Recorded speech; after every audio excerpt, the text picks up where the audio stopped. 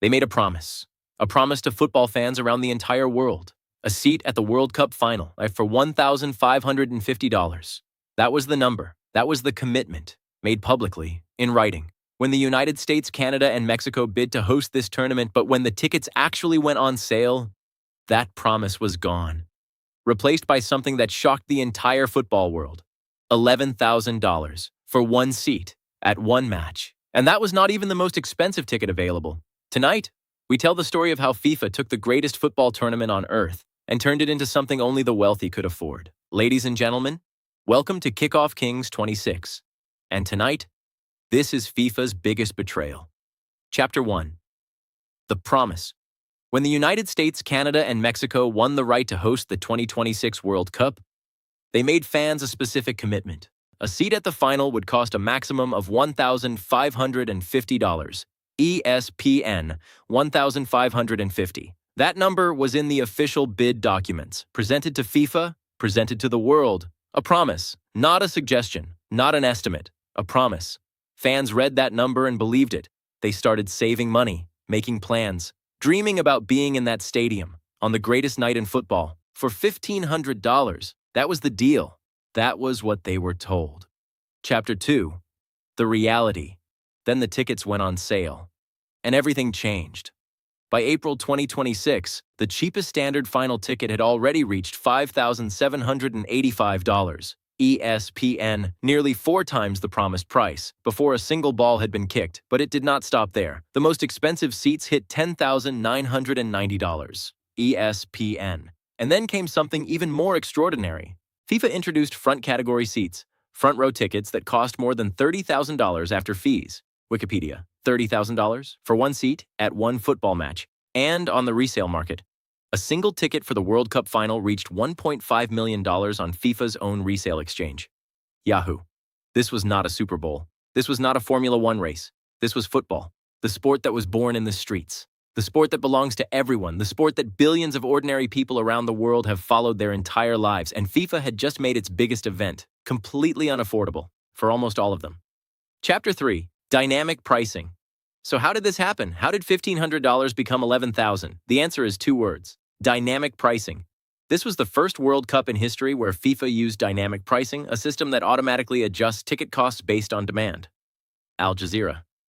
In theory, dynamic pricing sounds reasonable. When demand is low, prices drop. When demand is high, prices rise. Airlines use it, hotels use it, concert venues use it, but football is not an airline ticket. Football is not a hotel room. Football is a cultural institution, a shared experience, something that communities have built their identities around for over a century. And when you apply aggressive market pricing to something like that, you do not just raise prices, you change what football means. You change who football belongs to. Dynamic pricing raised costs by an average of 35% across 95 of the 104 matches. China Daily Asia, 95 matches out of 104. Almost every single game at this World Cup became more expensive between when tickets were first sold and when the tournament actually began.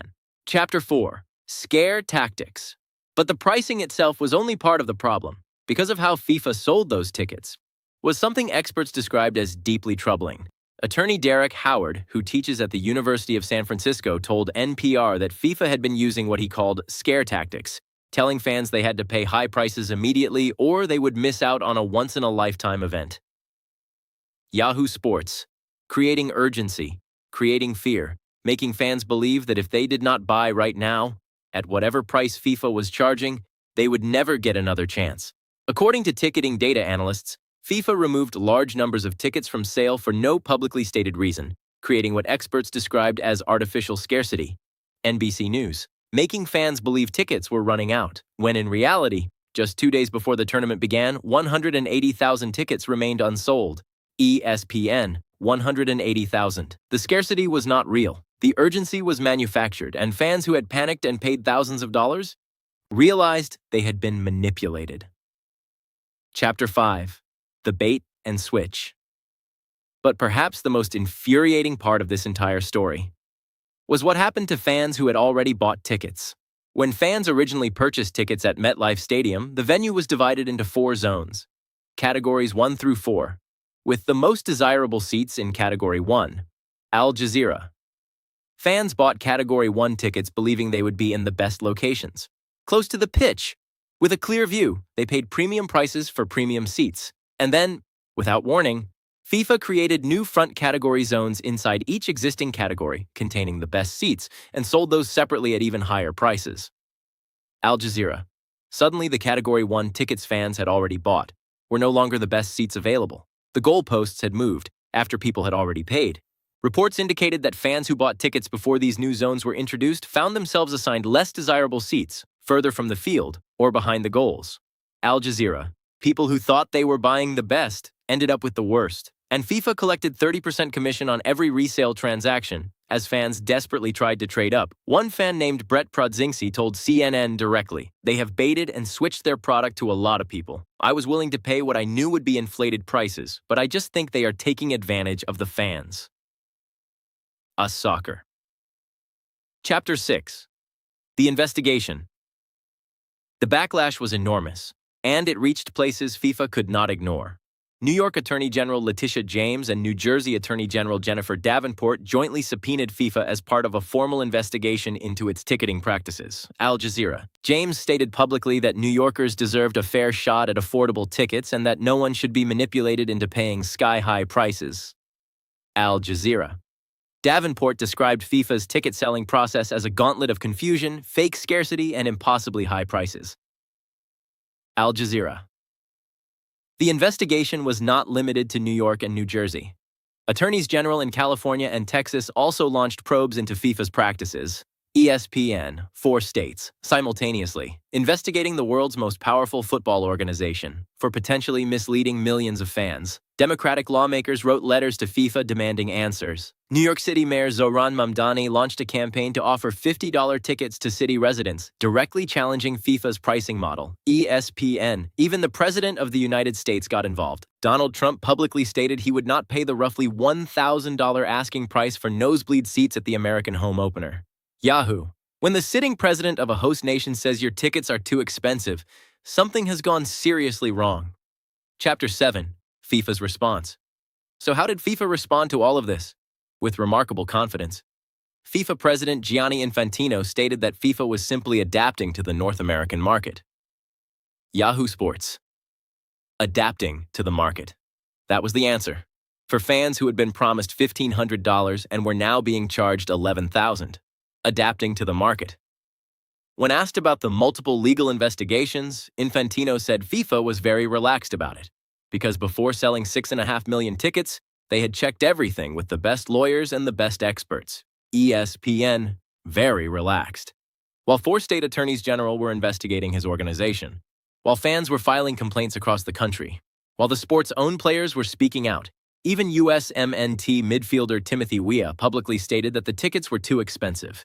ESPN, a player, on the host nation's team, saying the tickets to watch his own team play were too expensive for ordinary fans.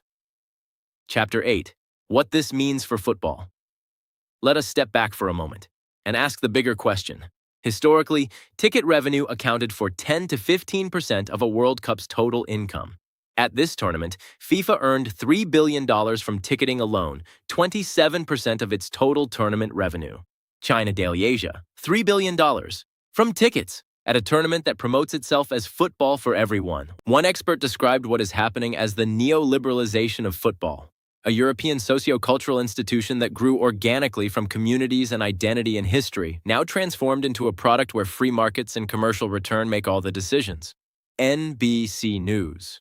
Football was born in the streets, in schoolyards, in communities. It was never supposed to be something only the wealthy could access. But when the World Cup final costs $11,000 for a single seat, when front-row tickets cost $30,000, when a fan organization describes FIFA's actions as a monumental betrayal of the tradition of the World Cup, something fundamental has changed. The question is whether it can ever change back.